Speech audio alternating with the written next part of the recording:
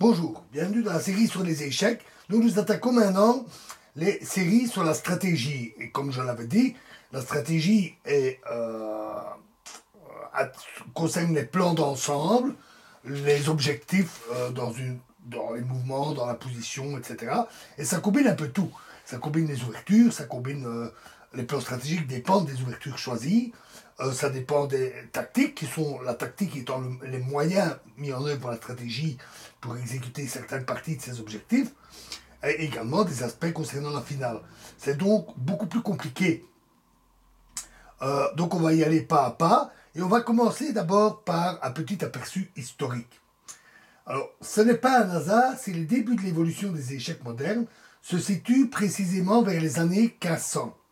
L'esprit humain, se réveillant du sommeil séculaire du Moyen-Âge, aspirait, à côté des créations artistiques, de la culture, de la Renaissance, à une occupation ludique.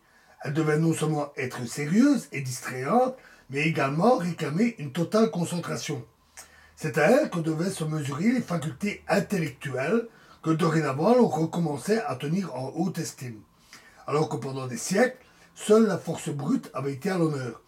Un tel champ d'action se trouvait au jeu d'échecs, un jeu millénaire, beaucoup plus ancien. C'est entre la fin du XVe siècle et la fin du XVIIe siècle que se situe le premier essor des échecs modernes, surtout en Italie et en Espagne.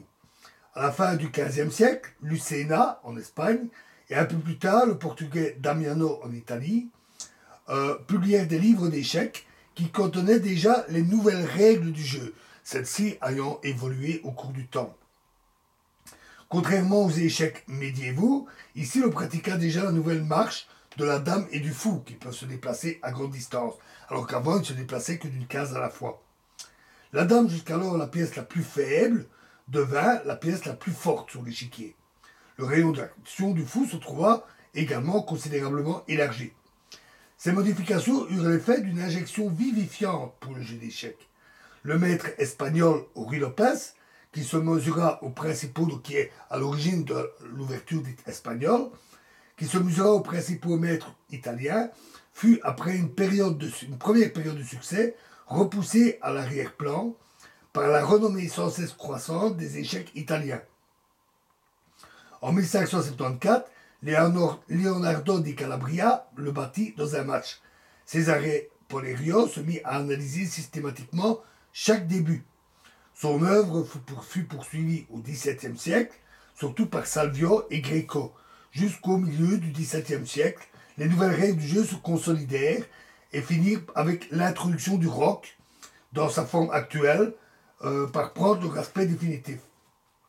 En même temps, la théorie commença à se développer. Des maîtres de premier plan publièrent des ouvrages dans lesquels les divers débuts furent examinés. Ils publièrent des parties, rédigèrent les premiers principes de base pour la bonne conduite de la partie. Ainsi, cette époque peut être considérée comme le début de la stratégie aux échecs. Avant cette époque, à cause des possibilités limitées des pièces, les échecs étaient un jeu franchement lent et à peine intéressant. Une partie entre partenaires de force égale ne se soldait que rarement par le mat. En général, les joueurs visaient le gain d'une pièce, supériorité qui devait se traduire par la victoire finale face au roi dépouillé. Tout à coup, les nouvelles règles du jeu créaient des contraintes toutes nouvelles. La mobilité des pièces engageait à des attaques aiguës. Ainsi, à cette époque, naquit un courant qui pratiquait un plan simple, et pour l'époque, très efficace. Le développement le plus rapide possible des pièces, lié à une attaque du roi. Ces attaques étaient efficaces déjà du seul fait que les principes de bonne défense étaient encore ignorés. La défense reposait sur des bases très primitives. Des menaces immédiates devaient être écartées et il fallait liquider chaque pièce dont l'adversaire, dans le feu de l'attaque, négligeait la défense. Déjà, Ruy Lopez était imprégné de l'importance de la domination du centre par des pions. Sa prédilection pour le coup de début C3 en témoigne, le pion pouvant contrôler le centre, même si elle ne servait que de moyen pour chasser les pièces adverses et pour créer les conditions d'une attaque de pièces. Le style de jeu de l'époque se reflète dans la partie ici, qui fut jouée vers 1580. C'est une partie entre Polerio et Domenico.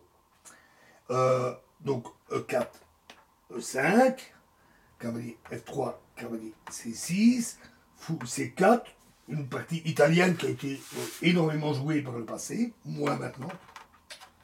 Cavalier F6, cavalier G5, avec une variante très agressive, D5, E prend D5, cavalier prend D5, cavalier prend F7, roi prend F7, dame F3, échec, roi E6, cavalier C3, cavalier E7,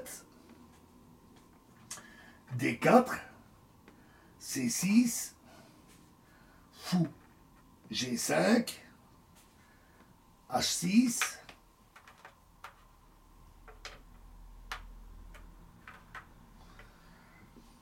fou prend E7, fou prend E7, grand roc,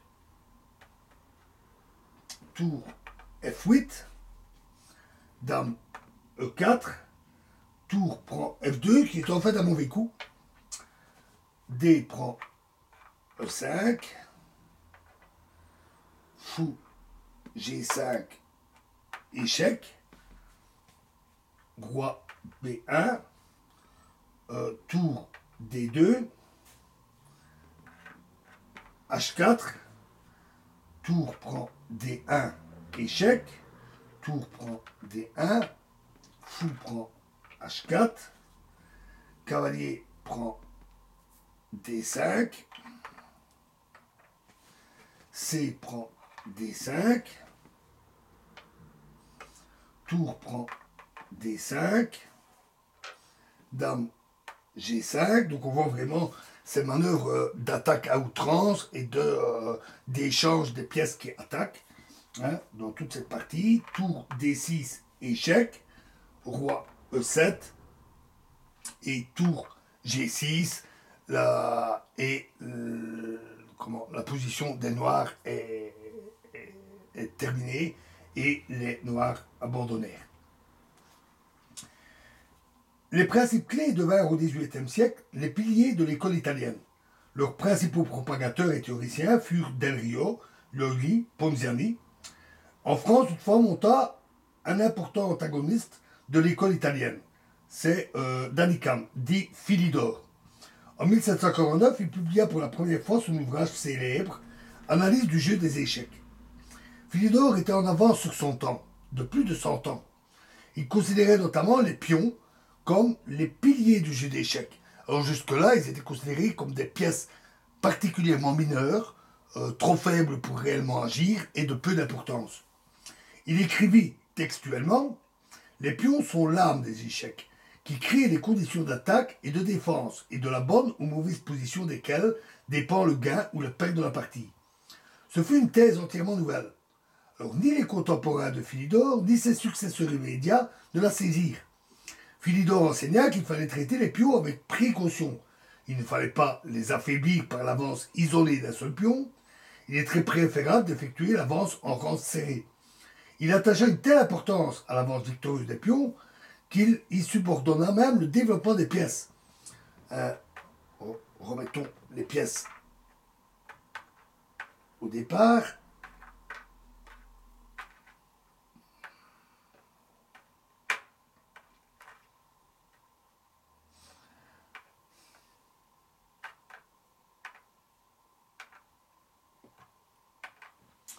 Bon. Oups.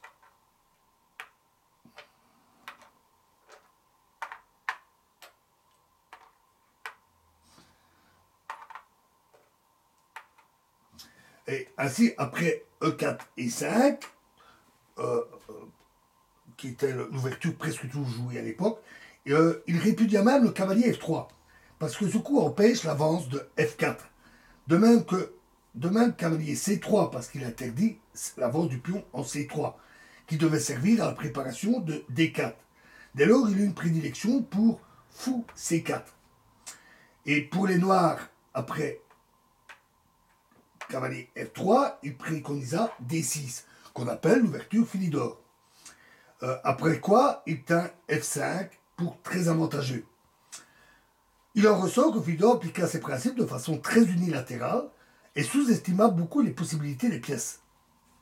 Parce que c'est vrai qu'il avait raison pour les pions, mais les autres pièces ne sont pas négligées, bien entendu. Dans son œuvre, Philidor ne se limita pas, comme la plupart de ses prédécesseurs, à l'analyse des débuts. Il se préoccupa également du rapport entre les débuts et la phase suivante. Tâcha de formuler des principes fondamentaux valables pour la partie entière. Il s'appliqua également à l'analyse de fin de partie et ses recherches dans le domaine de tour et cavalier contre tour, donc roi, tour et cavalier contre roi et tour, grâce à leur profondeur et leur précision, ne furent jamais surpassés jusqu'à nos jours. Malheureusement, il n'y eut pas de duel entre Philidor et les principaux maîtres italiens, de sorte que son explication avec l'école italienne ne fut pas éprouvée dans la pratique. Cependant, en France, en Angleterre et en Hollande, il n'eut aucun adversaire à sa taille.